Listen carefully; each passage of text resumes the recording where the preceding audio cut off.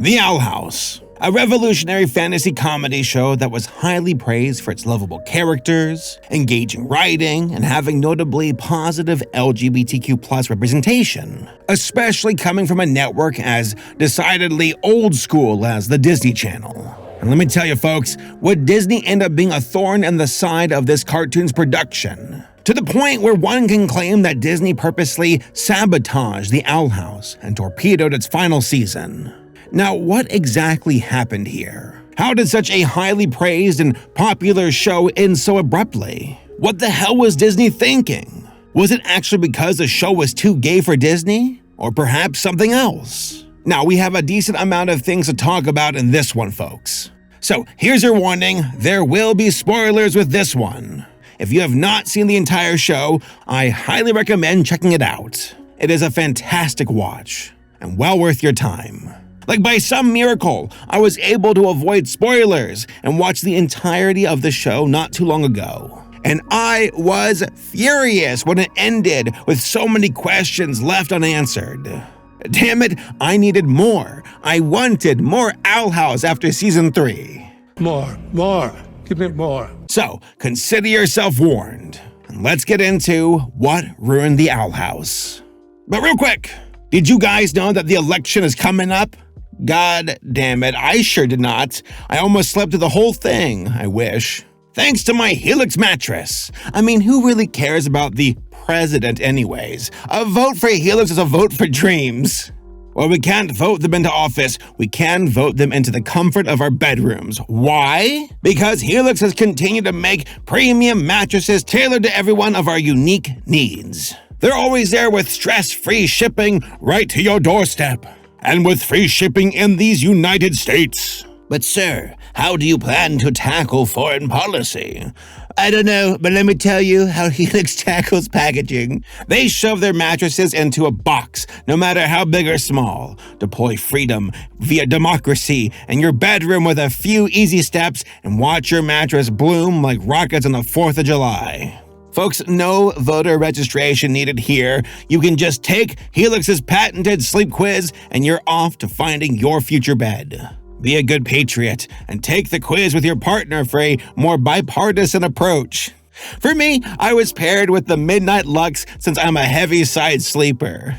I talk about Helix in high regard, but not only because their mattresses are unbreakable in integrity and comfort, but because they've always been there for me and every man, woman, and child. God bless America. I sleep under the blanket of freedom that brave souls have sacrificed so much for. And it is Helix that has paved the way for a brighter tomorrow. With over 20 different mattresses to choose from, no patriot is excluded from premium comfort. Whether it's their Luxe or Ultra Premium Elite collections or the Helix Plus for big and tall sleepers, there's even the Helix Kids mattress for the littlest patriots, endorsed by sleep and medical experts. And finally, if you are worried about buying online, Helix offers a 100-day sleep trial. You can sleep on your mattress for up to 3 months to make sure that you love it. Also included are a 10-year warranty and flexible financing options, so you can come back to a mattress that you know without a shadow of a doubt that you love. It is merely not a mattress. It is a tool for progress, a foundation upon which we will rise each morning, ready to build a brighter, more productive future. So tonight, as we lay our heads on the soft, personalized comfort of a Helix mattress, let us dream of what we can achieve together. So, get your ballots ready and vote Helix for your next representative of premium sleep. So head on over to the link in the description box down below to take advantage of my all-American deal and get 20% off your Helix mattress. Thank you, and may your dreams be peaceful and your mornings renewed with strength and purpose. And finally, ask not what your mattress can do for you, but what you can accomplish after a good night's sleep. It's John F. Kennedy. It's my JFK voice. I'm going. And now, back to the video.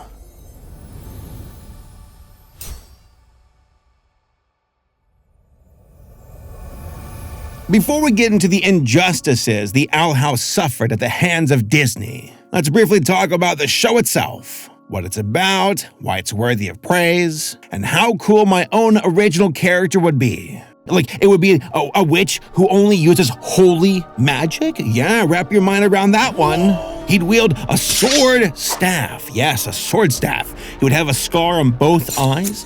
He would be a saber cat, and he'd sacrifice himself at the end of the show to save everybody, and they would cry for him and call him a hero. Here, you can read all about it in my fanfic. Originally premiering on January 15th, 2020, The Owl House follows the story of Luz Noceda. Yeah, I said her name right this time. Luz. A 14-year-old Dominican-American girl living in the small town of Gravesfield, Connecticut. Her mother, Camellia, loves her, but is worried that she's become a social outcast and signs Luz up for a structured summer camp to help her make some new friends. But as luck would have it, Luz gets distracted and follows a small owl stealing her book through a doorway. Instead of camp, Luz winds up in the Boiling Isles, an alternate universe inhabited by all kinds of horrific abominations, just so happen to be living on the dead remains of a giant monster. She crosses paths with Ida the Owl Lady, a notorious witch who has evaded being captured by the police for practicing wild magic. Luz quickly makes friends with Ida and her roommate, King, an adorable but feisty demon with an army of plush toys to rule over. After helping them with a favor, Luz asks to stay with Ida during the summer and become her apprentice to learn magic. Ida reluctantly agrees, as teaching her to do magic seems borderline impossible, as Luz is a human in a world full of witches. Let me ask you, kid, where do you think magic comes from? From the heart? Actually, you're right. No, really. It comes from a sack of magic bile attached to a witch's heart. Gross, right? Luz is determined to learn as much as she can. But she soon discovers her new home isn't the escapist fantasy world she thought it would be. Just like the human world, the demon realm has its own real-world parallels to tangle with that magic cannot solve. A few would include corruption, systemic oppression, chronic illness, anxiety, abandonment issues, bad parenting, conformity, political opportunist, and a ruling dictator. Yeah, you wish you could escape. Despite these issues, Luz faces obstacles head-on and adapts to her new life with the help of her mentor and the fast friendships she develops with the students at the Hexide School of Magic and Demonics. We fall in love with the locations and people within the Boiling Isles, just as she does. Everything has a macabre but creative vibe to it. So even when it's kind of gross, it's still a lot of fun. In celebration of your return, I have brought you a homemade fairy pie. Oh, wow, that sounds so good. Now, the Owl House began as a concept from the showrunner and artist Dana Terrace. She was born on December 8, 1990 in Hamden, Connecticut, and grew up being a huge fan of cartoons like the Powerpuff Girls and Pokemon. Dana went to the School of Visual Arts in New York City for college, completing her senior thesis animation short, Mirage, alongside storyboard artist and writer Iker Mydijven. Iker came up with the story and layouts, with Dana providing the character design and animation. From there, she graduated in 2013 and started her animation career interning at Jib Jab. To aging millennials who remember that name, congrats! Here's your senior discount. We're old, haha. Death comes for us all.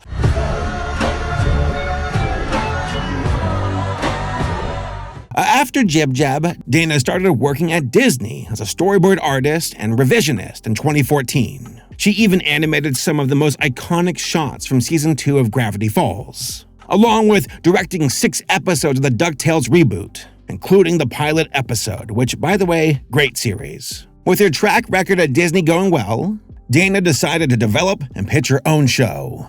As she explained to the Hartford Courant, she had a clear vision for it in mind, but not everybody liked the concept at first. Quote, "I remember coming up with the baseline of the show. A girl goes to the demon realm to learn how to be a witch from an older witch.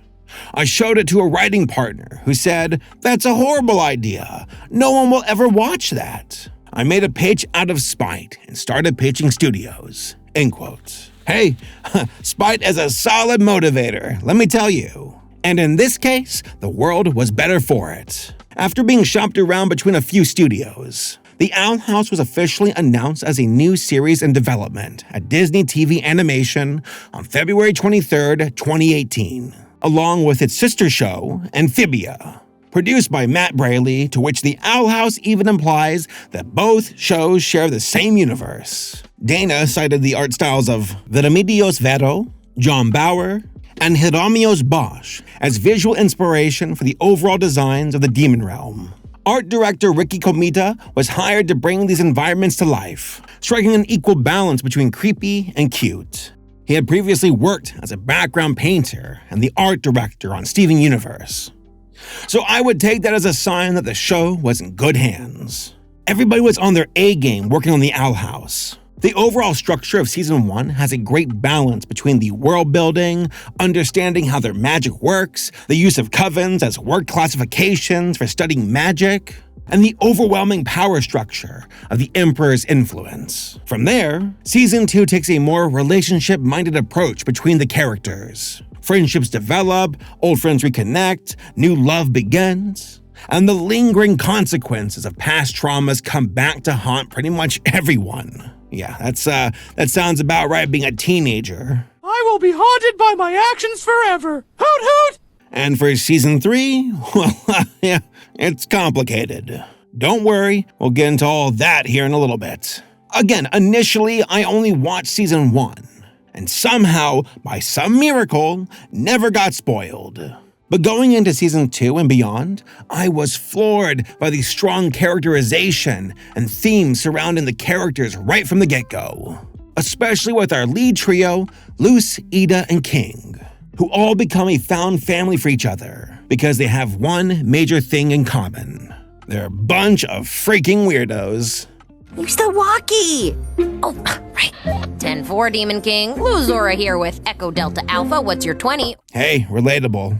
Luce is our 14-year-old protagonist, voiced by Sarah Nicole Robles, but she has gained a reputation at her high school as being kind of an oddball.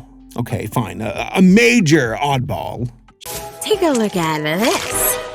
Bleep, bloop, bleep. She's weird. Luce has ADHD and self-esteem issues. Hey, so do I. That have resulted in problems at school and the human realm. But her insecurities manifest again when she lives in the demon realm, this time as a human who wants to learn magic, which is seen as both taboo and borderline impossible. However, Luce has a tenacious spirit, and since she sees the world in a different way, this approach helps her to find a new method for doing her first spell. God, glyphs are so freaking cool. I'm making a note here, by the way. My OC, he uses glyphs. He can also use them, like that, like this video right here. Yeah, that's my guy going whoosh, out of the book, the glyphs shooting out of the book. Isn't that cool? That's me. I'm awesome. Anyway, it's a very legit cool system for showing how she learns to do the same magic in a different way from the witches. She even earns the respect of her friends and fellow misfits, Willow and Gus, by seemingly doing the impossible out of her own passion and drive. Despite these initial struggles fitting in, Luce is the best possible candidate to make the jump into the Boiling Isles. She is obsessed with fantasy and magical stories as escapist entertainment, but first has to deal with her own preconceived notions of how life works in the demon realm to survive. She comes close to death more than a handful of times, and got in over her head due to her own impulsivity. But at her core, Luce is caring, adaptable, and always strives to do the right thing. Oh, and one more thing. She's gay. Who climbed the highest mountain in the world, Mount Everest. But he's gay. He's blind. That's right. Luce is openly bisexual, which, hey, is very rare for a protagonist of a Disney production. Usually, their gay characters they tote around are conveniently easily edited out of their shows and movies. But for a main character? That's kind of different. That being said, the show does not make a huge deal out of it. They just treat it as a normal part of her personality, which, hey, who would have guessed? It is!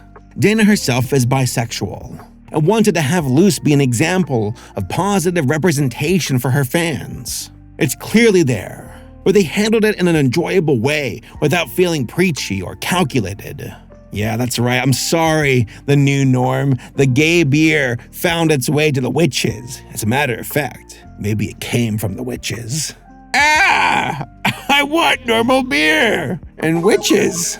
Luz goes through an enemies to lovers arc with Amity Blight, a talented witch in the Abomination track at Hexside.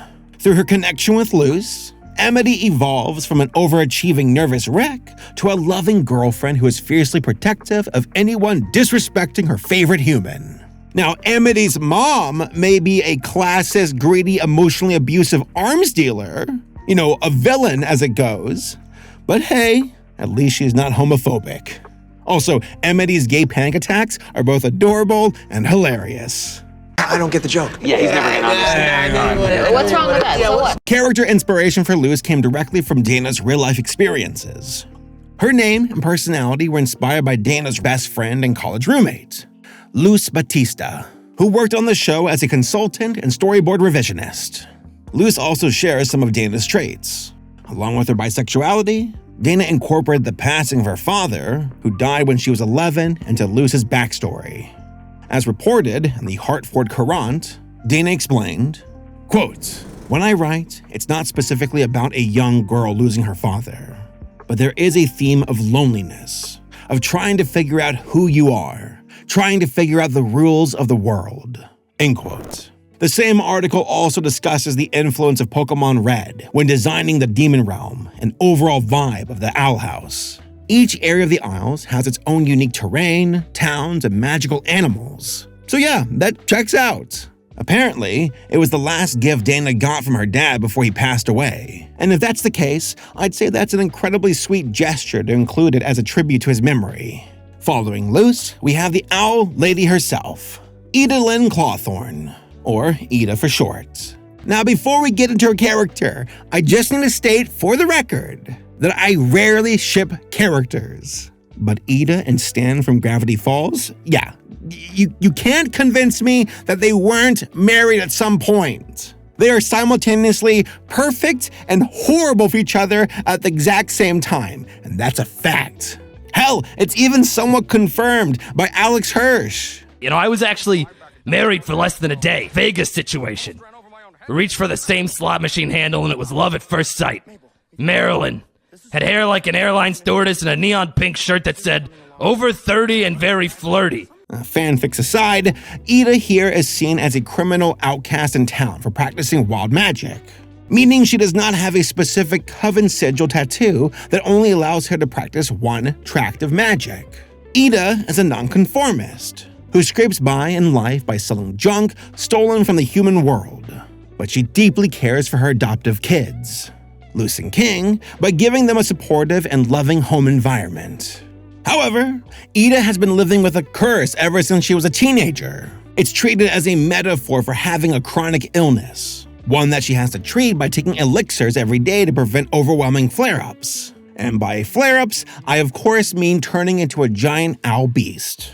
Hey, I get the same problem after I eat too much Taco Bell. I can't quit it. I represent Taco Bell Dorito Shop. We later find out that Ida's older sister Lilith was actually the one who cursed her in a misguided bout of jealousy to join the Emperor's coven, only to realize she was tricked by Bellos after the damage was already done.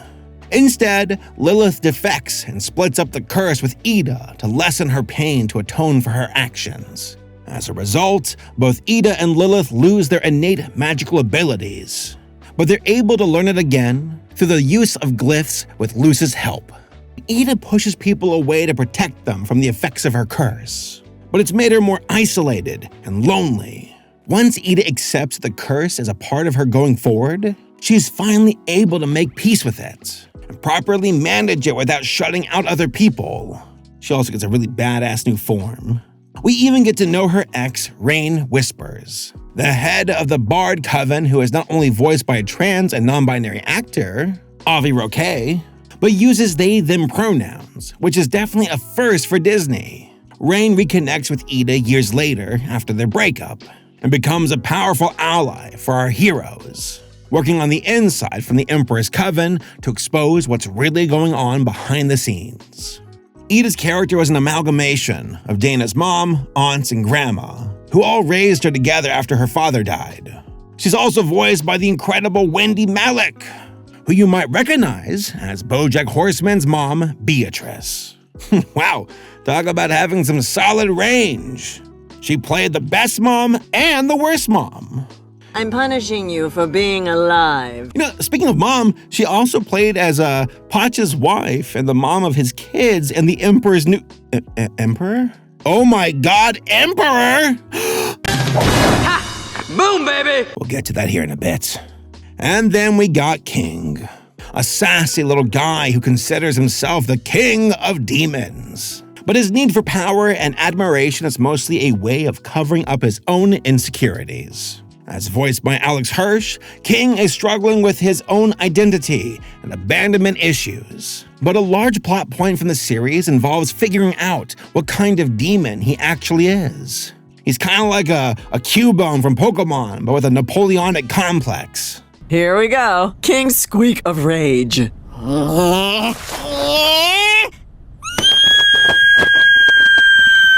King matures throughout the series. Once we find out he's the last remaining Titan in the world, meaning his father is the dead remains that the Boiling Isles was built upon. Now, as sad as this reveal is, once he knows that he's the last of his kind, King kind of accepts that the people that love and support him are his new family, with Luce as his big sister and Ida as his adoptive mom. King's arc goes from being selfish to selfless. His initial desire for power drifts away throughout the series, as he instead learns to value protecting Luce and Ida above all else. He willingly sacrifices himself to a chaotic iPad kid of a god called the Collector to save her. King does not know when or if he'll ever see Luce again, but it's worth the risk to do what he can to help her. I'm so happy I had you as a big sister.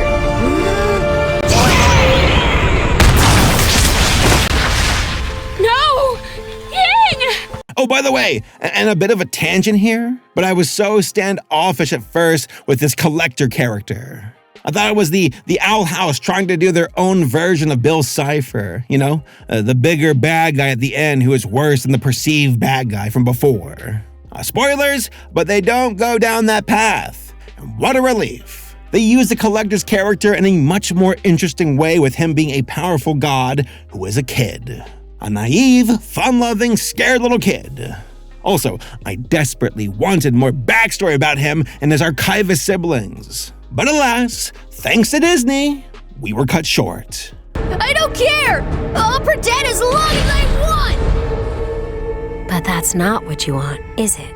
What do you know? But shout out to powerful cosmic beings and cartoon shows. Gotta be my favorite genre. Adventure Time did it multiple times with Golb and Orgalorg. Gravity Falls with Bill Cipher. Regular Show with Pops and Evil Pops. And hell, even My Little Pony with Discord. You should see the looks on your faces. We were eating good during the 2010s and the early 2020s.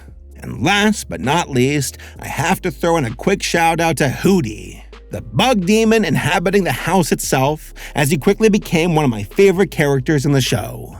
Once again, Alex Hirsch provided his voice by doing the worst Mickey Mouse impression ever. It's petty, it's hilarious, and totally on brand for him, considering his own issues with the standards and practices department at Disney. Hootie is shrill and borderline annoying, but a total sweetheart who always shows up for his friends. Yeah, good on you, Hootsifer. Or should I say, good on you, Hootsifer. Oh, I can't do the voice. But as wholesome as our main ensemble is, there's a darker flip side to the series, through our main antagonist, Emperor Bellos, and how his growing toxic influence over the Boiling Isles has made life worse for the citizens in subtle ways. No, I like the scene when he possesses Ida's crush, and she's powerless to do anything about it. I was like, nice move, Bellos. Jokes aside, Bellos is the worst possible person that gets stuck there. He's the complete opposite of Luce in every single way. He originally entered the demon realm in the 1600s as Philip Wittebane, along with his older brother, Caleb. The two orphan brothers were witch hunters living in Luce's hometown of Gravesfield, Connecticut, who bonded over their hatred of witches through religious extremism, as they're heavily implied to be Puritan colonizers. The Puritans, our ancestors, people so uptight the English kicked them out. Most of this lore happened during season 2 and 3. But if you need a refresher, I'll include the most important screenshots for clarity. Caleb met and fell in love with a witch named Evelyn that ventured into the human realm. He followed her back into the demon realm and seemed way happier being there with her than being back in Gravesfield. Couldn't imagine why. However, Philip was completely set in his ways and saw the demon realm, along with their relationship, as sinful and evil. Not to mention this image of Evelyn appearing to be pregnant with Caleb's child. So yeah, we got ourselves a real incel versus Chad situation going on here, folks. Caleb got that witch wussy, and Philip is a virgin. Philip was convinced his brother was a traitor who had been tricked and brainwashed by evil witches. And in a rage, he actually murdered Caleb with a dagger. From there, Philip gradually changed his identity to Emperor Bellos and dedicated the rest of his life to studying magic to eradicate the demon realm as his way of protecting humanity. The Emperor protects, but he's also a massive hypocrite, as Bellos has been abusing magic and natural resources not just for power, but to extend his own life indefinitely. He uses Palisman's essence to keep himself alive, basically as pain medication by killing them in the process. But using them leaves their souls trapped inside his body. Yeah, it's about as dark as it sounds. Without a steady supply of Palisman essence, he's built like your average US congressman. Yeah, he's fallen apart.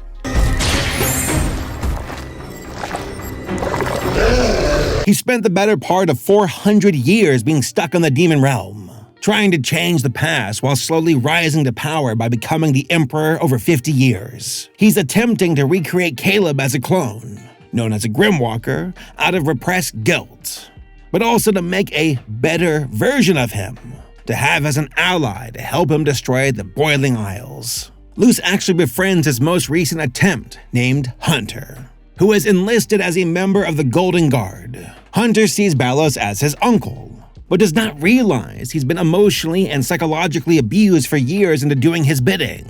Bellos constantly fails to convince these clones that what he's doing is right, and ends up murdering them once they disappoint him. With dozens, if not hundreds of broken masks cast aside for a makeshift graveyard. I honestly lost track of how many there were, but it's a very effective visual. Don't mock me. I tried to save your soul. It's your fault this all happened. Philip refuses to adapt to the world he's stuck in, and instead doubles down by spending all of his time trying to mold it into his own vision, at the expense of everyone else around him. He's a delusional, compulsive liar, and takes it upon himself to slowly destroy their entire society as Emperor Bellos, based entirely on his incredibly dated and twisted worldview. Bellos is the perfect foil for Luce, because he refuses to adapt, to learn from his mistakes, or admit that he's wrong. He's lonely by choice and has no real friends or allies, as he dumps everybody as soon as he gets what he wants out of them: protection, influence, power, exploiting their kindness. And he's not above using others as pawns to accomplish his goals, right down to infecting the Titan's heart like a cancer, the one vessel that can't run away from him. Unironically, I think Bellos is one of the best animated villains in years from any studio. He's voiced impeccably by Welsh actor Matthew Rhys. His tone just has this right blend of menace and kindness. My God, he was the perfect choice for this role. As a character, Bellos is irredeemable, no matter how many horrible things he does, and he never apologizes or admits that he's wrong. His pride and delusions have rendered him into a pathetic, selfish, manipulative coward. Also, his monster designs go so freaking hard. It gives me the Beast vibes from Over the Garden Wall, along with the Lich from Adventure Time. Just good stuff across the board. Hunter, why are you hurting me? I only wanted to help you. You're lying! Caleb? All of this conflict builds up to a truly remarkable finale. Using the last of the Titan's strength after dying and meeting King's dad, Luz finally overpowers Bellos with the help of Ida, King, Rain, the Collector, and her friends. And no matter how many times I see this scene, it gives me chills every single time.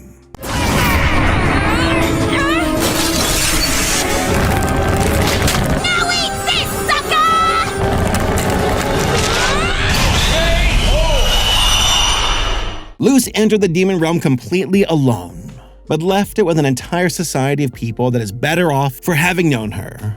Philip entered into the Boiling Isles with his brother, but kills him once Caleb defies what they've been taught and thinks for himself. In the end, Philip leaves the demon realm completely alone, begging for mercy from Luz, and she is not having it. We're human.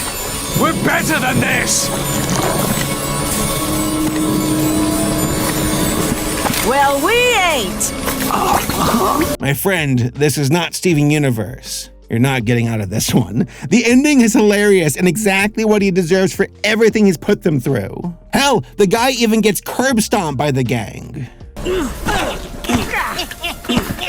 That was extremely satisfying. But I think that's why the overall message of the Owl House resonates with me so much. That you can find people who are authentic, compassionate, and not swayed by the pressure to conform to accept who you are.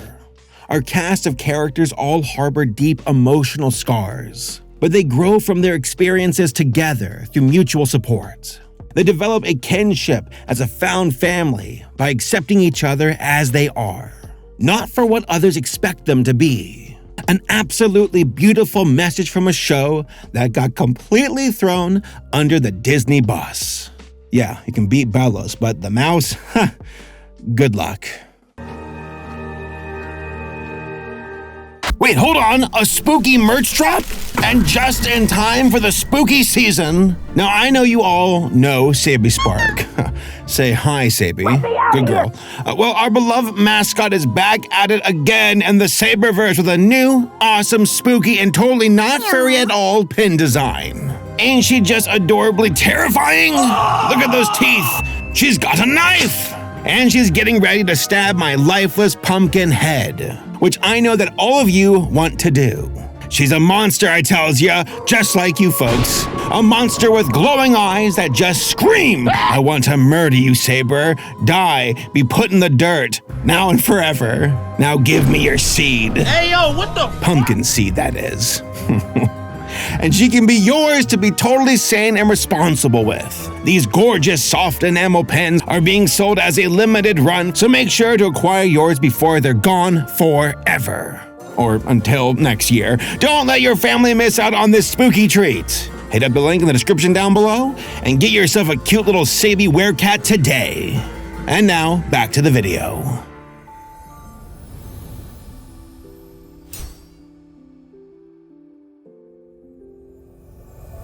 So, what exactly went wrong with the Owl House? Why did Disney kick it to the curb? What precisely ruined it? Well, you'll see. It seemed like things for the Owl House weren't just going well. It was rapidly becoming the next phenomenon for the Disney Channel. Their next Gravity Falls or Star Verses that appealed to kids, adults, and teenagers alike. They even won a Children's and Youth Peabody Award in 2020 for Season 1. Fans were eagerly clamoring for more episodes, only to find out that the series was getting canceled prematurely. Instead of a full Season 3, the Owl House was going to end in 3 longer episode specials to hopefully wrap up as many loose ends as they possibly could. It was a decision that baffled audiences, who begged Disney to reconsider this choice, as the Owl House had since exploded in popularity online and did substantially better in ratings once it was put onto Disney+. So, what gives? News broke online on October 5th, 2021, from a Reddit Ask Me Anything thread, with creator Dana Terrace addressing the conditions that got them a shortened third season. Following her thread as a guide, I'll go through each of these points, as it seemed like the cancellation happened for a number of factors. The first of which seemed to be poor timing from Disney itself, jumping the gun on ratings. As a company, Disney continues to make a number of archaic choices regarding how they make their shows available to viewers, at least from an animation perspective. But time and time again, this comes back to bite them in the ass. When the Owl House originally premiered in January 2020, the entire season did not actually fully go onto Disney Plus until October 30th, 2 months after season 1 had finished airing. Like, am I the only one who is totally baffled as to why they waited so long to put it up? You own it! Both the show and the streaming service, put it on the site! These days, many new episodes of a network series air on TV first and are then put onto streaming the following day. But that did not seem to be the case for the Owl House.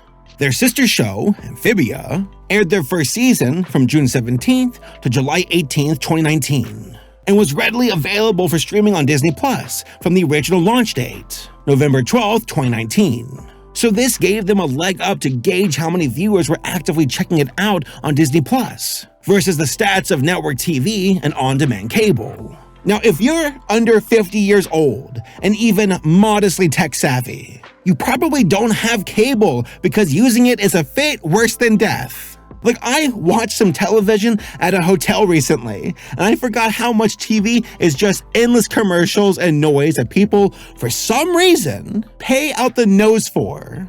If you're anything like me, you probably watch almost everything on both YouTube and online streaming services, because it is a way more tolerable use of your time. So whatever numbers Disney was getting for the Owl House were clearly underreported relative to what the demand actually was. I mean, we're talking about missing out on peak binge-watching streaming numbers during quarantine. If a show as trashy as Tiger King can become a cultural phenomenon during all that, why not give a great show like the Owl House a chance to find its audience too? I mean, hell, even Dana doesn't have cable. She was watching new episodes live on a video mirroring website just like fans of the show did. Which is hilarious, but yeah, if you want to market to a younger audience, you need to make it as easy to access as possible for them. Otherwise, don't be shocked if the episodes are being pirated and spread online like wildfire. Most people that love a series will do what they can to watch it legally, if you don't make them jump through endless hoops to do so. The next point of contention Disney seemed to have with the Owl House was a serialization of the story. At the time, Disney was looking for shorter 11-minute episodic series instead, so they could air reruns to compete with other network rivals like SpongeBob, The Loud House, and Teen Titans Go. But to me, this reads more like an excuse more than anything else. Many of the most popular Disney animated series up to that point had a linear serialized narrative. Star Versus, the DuckTales reboot, Amphibia, and Gravity Falls. But those series also had longer 22-minute-long episodes, and it did not stop them from accruing dedicated fans who still rewatch them now. That was actually one of the reasons Dana ended up going with Disney in the first place. She had also pitched the Owl House to both Nickelodeon and Cartoon Network, but only Disney was willing to give her the longer episodes she wanted. Dana explained in a Twitter thread, quote, "I think it's important to note that Owl House would not be what it is if made at another studio. I was pitching this in 2016. I was a first-time showrunner, most studios were looking for 11-minute comedies, and Disney Television was the only place that allowed me to have 22-minute episodes. It was, and continues to be, challenging in very specific ways. But every studio has its pros and cons. And in 2016, they were willing to take more of a risk on me and my story than anyone else, and I am grateful for that." End quote. The crew found out about the show being canceled about halfway through writing season 2, starting with Follies at the Coven Day Parade. Not wanting to leave their story without a conclusion, they begged Disney to give them 3-episode specials to close things out.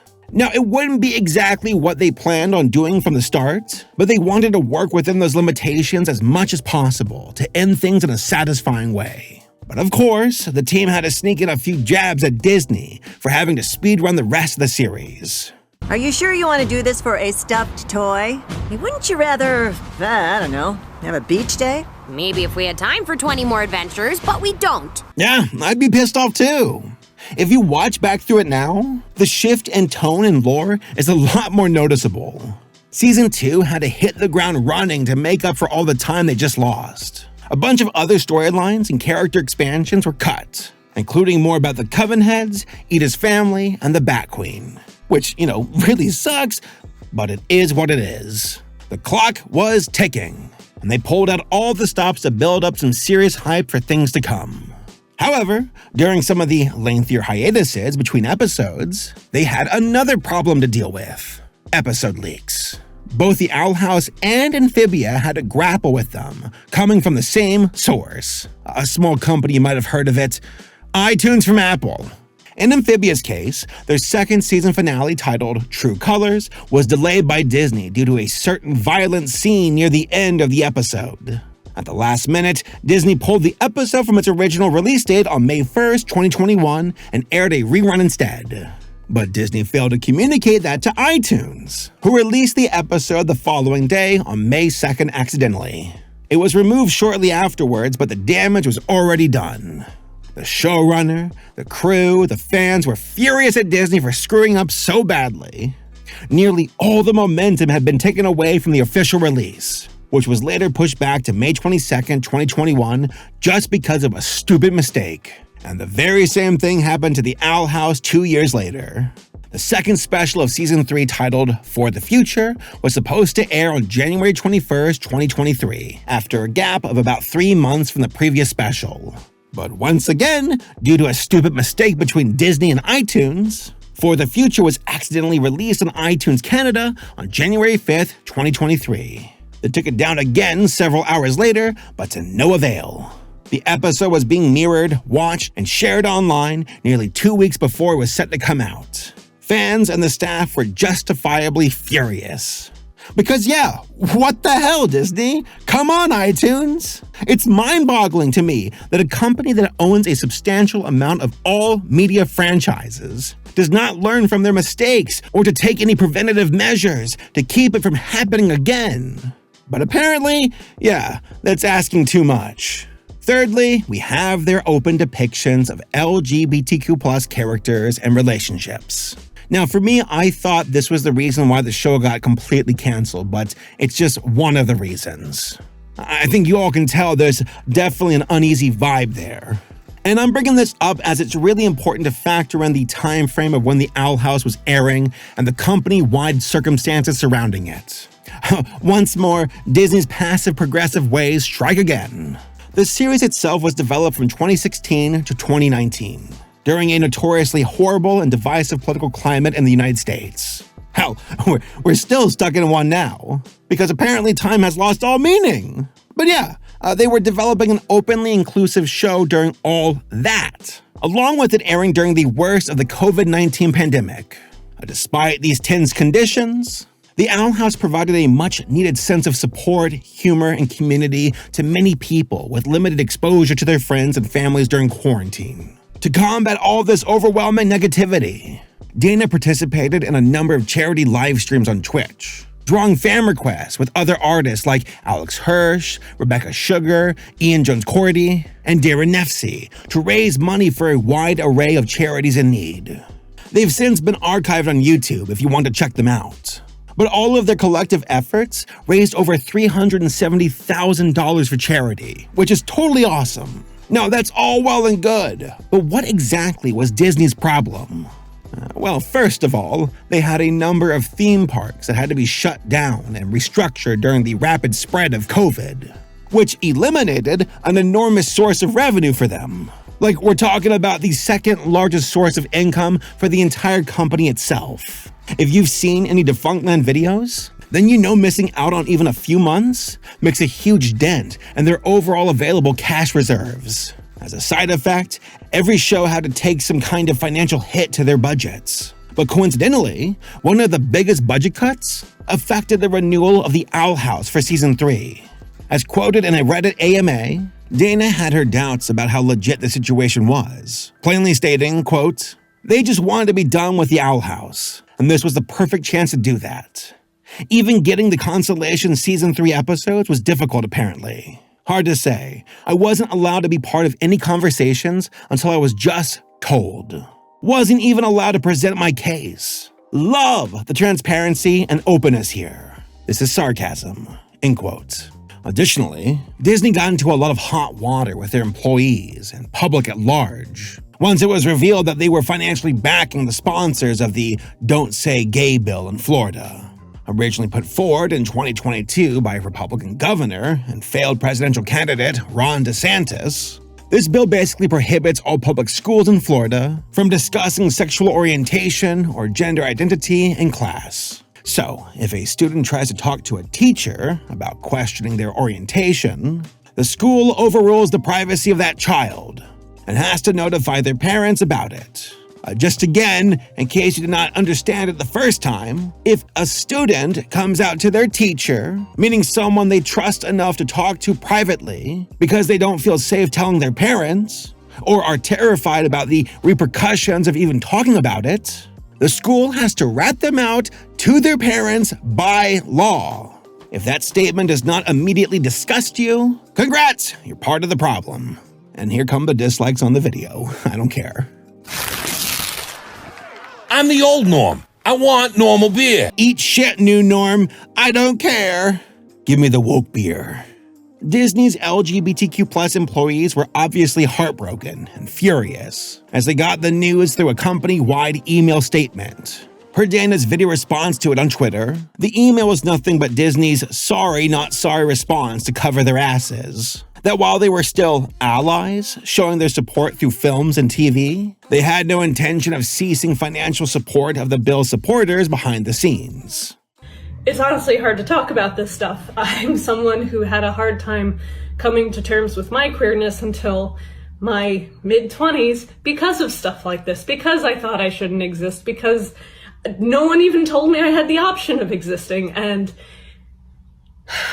this felt like a massive betrayal, as things hadn't been this ugly during the start of Dana's working relationship with Disney. She knew it was going to be an uphill battle, one way or another. But originally, there were a number of executives who came up to bat for the team to get as close to their authentic vision for the show as possible. She expanded on this in a Vanity Fair article by Joanna Robinson, stating, quote, "I was sat down in a conference room and told that I could not, by any means, have any kind of gay storyline among the main characters. I let myself get mad, to absolutely blow up, to storm out of the room. Life is short, and I don't have time for cowardice. I was ready to move on to greener pastures if need be. The stubbornness paid off, and a week or two later, I was given the all clear. Luckily, the executives I directly work with have given me nothing but support," end quote. So as impactful as that gesture was at the start, it seemed like even the higher-ups at Disney were going to pull rank and do what Disney does best. Pretend to be allies publicly, but internally demonstrate their true intentions in a willfully obtuse way of having their cake and eating it too. Man, I know I got bills to pay, but working for this company has made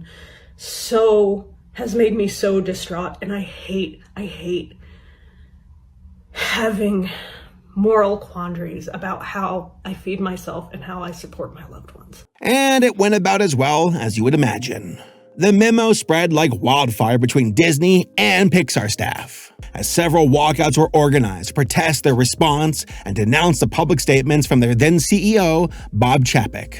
In response, an open letter from the collective employees read, quote, "Primarily, those statements have indicated that leadership still does not truly understand the impact this legislation is having, not only on cast members in the state of Florida, but on all members of the LGBTQIA+ community and the company and beyond," end quote. In a classic too little too late move, then Disney CEO Bob Chapek scrambled to do damage control. They tried to pledge $5 million to the Human Rights Campaign, but were turned down, as the HRC refused to accept it without Disney doing everything in their power to denounce and cut funding to the bill. Several days later, Chapek finally read the room and notified employees that they were cutting off political donations in Florida, and issued whatever this statement is supposed to be, saying, quote, "Speaking to you, reading your messages, and meeting with you have helped me better understand how painful our silence was. It is clear that this is not just an issue about a bill in Florida, but instead yet another challenge to basic human rights. You needed me to be a stronger ally in the fight for equal rights, and I let you down.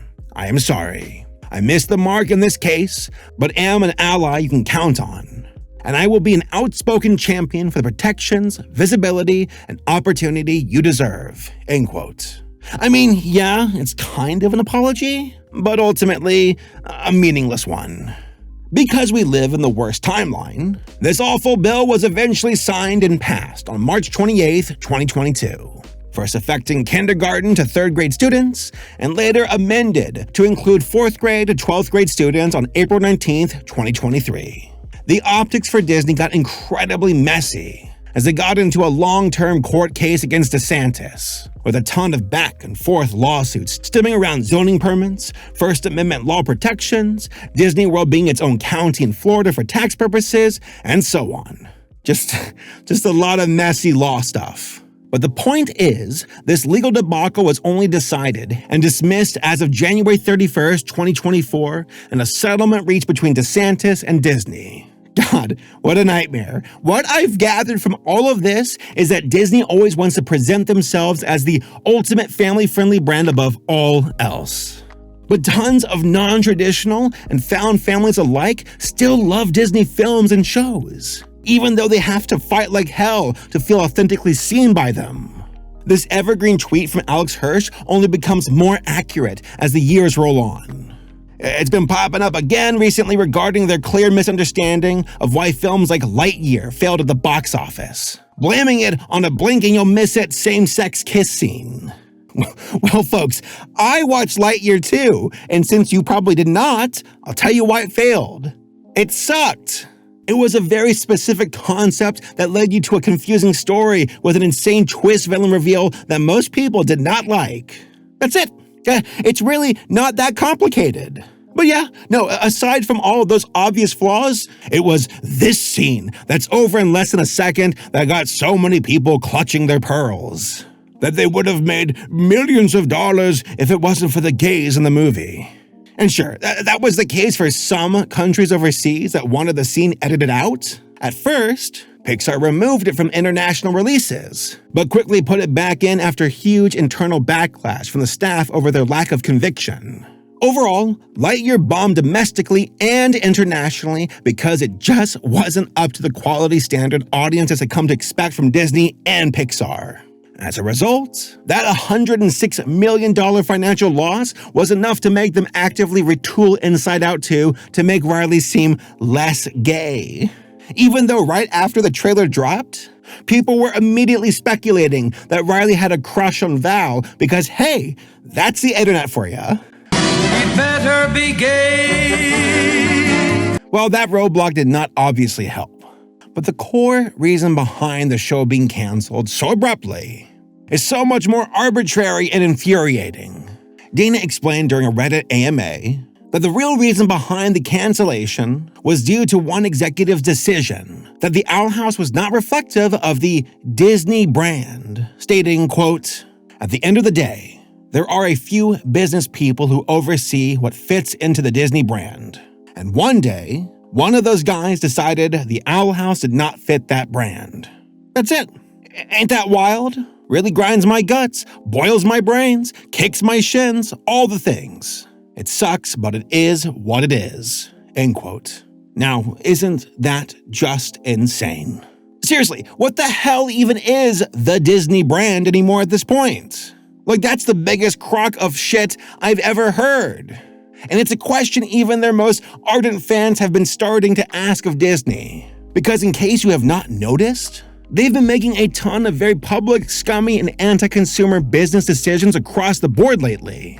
A full disclosure, my team and I are working on a huge chronological deep dive video about Disney's complete history, to be released sometime next So let's consider this section as an appetizer of things to come for now. Anyways, I'm so frustrated with this decision, as Disney somehow keeps underestimating and devaluing any other media that's not their bread and butter staples that bring in the most money, i.e. Marvel, Star Wars, Disney, princesses, ESPN. Sure, they're a massive multi-billion-dollar corporation, and they obviously don't have to care that much or at all. But it just makes them so much worse to treat their own media in such a disposable way. From my perspective, Disney has rapidly become a casino with a gambling problem. They have tons of appealing theming, fancy light shows, and vast entertainment options, but willingly choose to spend all of their money on what appears to be safe bets, no matter how boring, ugly, and repetitive it is. They're seemingly not willing to invest anything substantial on a smaller scale, even if it demonstrated to be really popular, has staying power, and with a clear demand from fans that it's worth their attention. And even then, these shows and movies are getting botched, mismanaged, crunched, cut short, or flat out canceled without having the chance to truly develop a solid fan base anymore. What's worse is this decision is clearly coming from a person who straight up doesn't seem to know the value of what they even had to begin with. Maybe they don't see their own productions as art anymore. Maybe they're more cynical, as it's no longer a TV series. It's media property. It's content. But a well-told story can be a bold artistic statement, and it has the potential of challenging viewers to see things from a different perspective. So if they're going to broadcast a show that has a distinctly inclusive message, they need to fully own it. Otherwise, it clearly demonstrates they don't stand for anything aside from profit margins. Oh, I'm saying it. Realistically, the Owl House is small potatoes to them in the grand scheme of the brand itself. But that kind of sincere representation means the world to their fans, especially from a brand as firmly stuck in the past as Disney.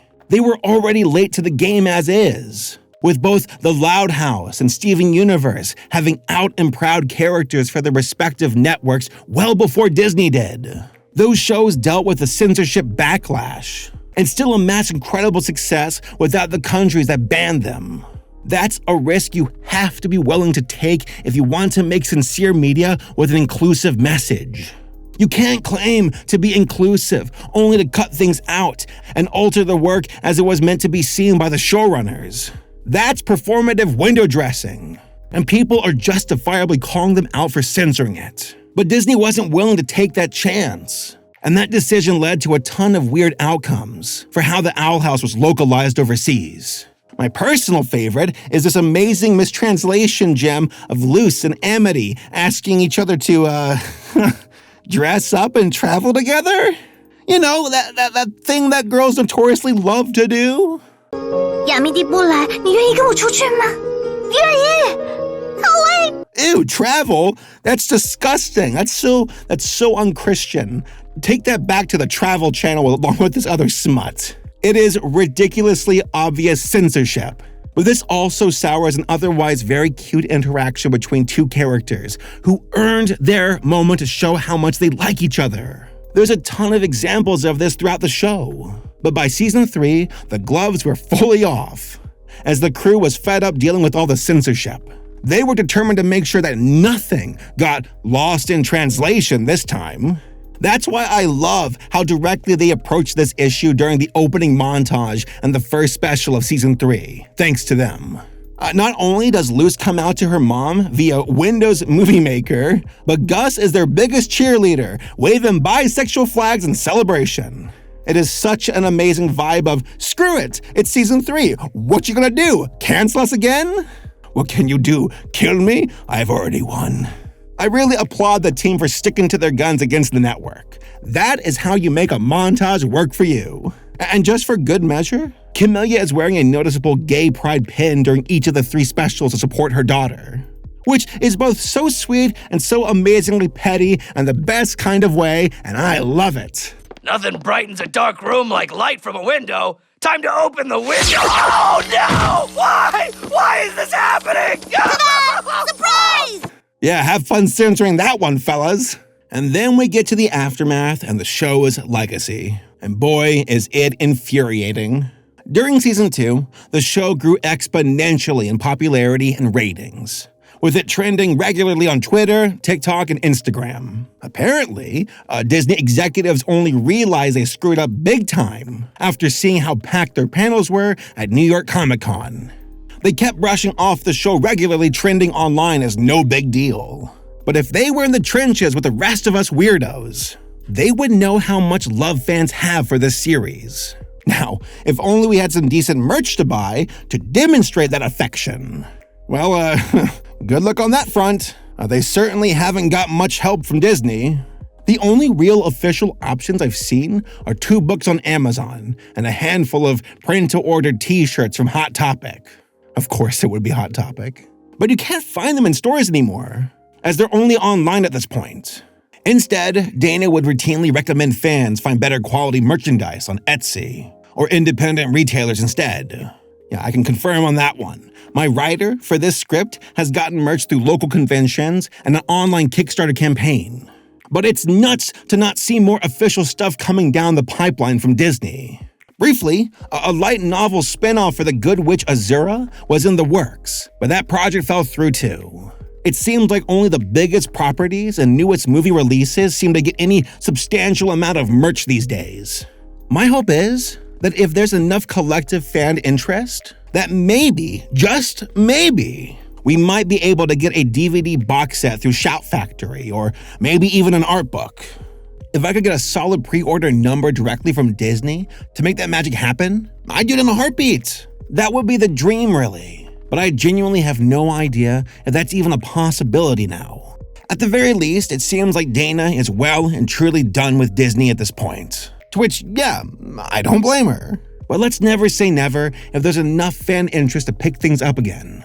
Personally, I would love to see more, but only time will tell. And knowing Disney, yeah, there's reason to be doubtful. In conclusion, ever since the finale, The Owl House has rapidly become a classic Disney television series. Their heartfelt alternative to Harry Potter, but with an inclusive twist. I know that many of my fellow millennials have struggled to separate the art from the artist when J.K. Rowling decides to go for another surf and turf session on Twitter. But at the very least, we have well-crafted shows made by people who know what it's like to feel left out for being different. The Owl House succeeded in spite of the network by becoming a favorite for kids and adult fans that made the most of their runtime by pushing the boundaries of a network that has stopped taking chances. Looking back on the entire experience feels very bittersweet. As a fan, I definitely wish they could have gotten the time and episodes to flesh out the series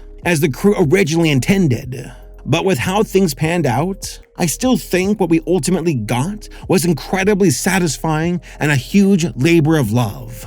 That there's no question about it. The entire crew worked their asses off to make a dent in the Disney landscape. As detailed in a Twitter thread recalling the overall experience, Dana stated, quote, "Could I have made Owl House at another studio? Maybe. But I would have had a tighter budget, a different team, shorter episode lengths, etc., etc. So I think about all that, and I think about all the amazing talent I worked with, and I'm just happy this was made at all. I'm not writing this to downplay any difficulties or stop any conversations. I just personally don't like dwelling on the what ifs, and I want to make it clear that me and the team are extremely proud of what we made." End quote. From the outside looking in, I think that's one of the most frustrating aspects about this whole scenario. It always feels like 2 steps forward, 2 steps back to work with a company as big as Disney. Your work is attached to a highly popular company that people know and love. But when it comes to actually working with them, the bad can outweigh the good more often than you'd like. You finally have the opportunity to actually show positive representation with a series-long arc for multiple characters. But the higher-ups will censor and change anything deemed inappropriate outside of the US because they want to avoid offending other markets. But I would argue that's why shows like The Owl House are so necessary. It exists to show that marginalized viewers in countries that have otherwise banned or restricted it are not alone. That their orientations and identities deserve to be recognized and respected. That being different is not something to be penalized, but something that should be celebrated to help you find your own community of weirdos who love you for who you are. So while this may be the end of the Owl House for now, hopefully, someday, it can continue on without leaving so soon. And for Dana, I only have the utmost respect for her creativity, drive, and integrity. She and her team were able to stick the landing despite Disney rocking the boat. I wish her luck moving forward, and I'm sure the best is yet to come.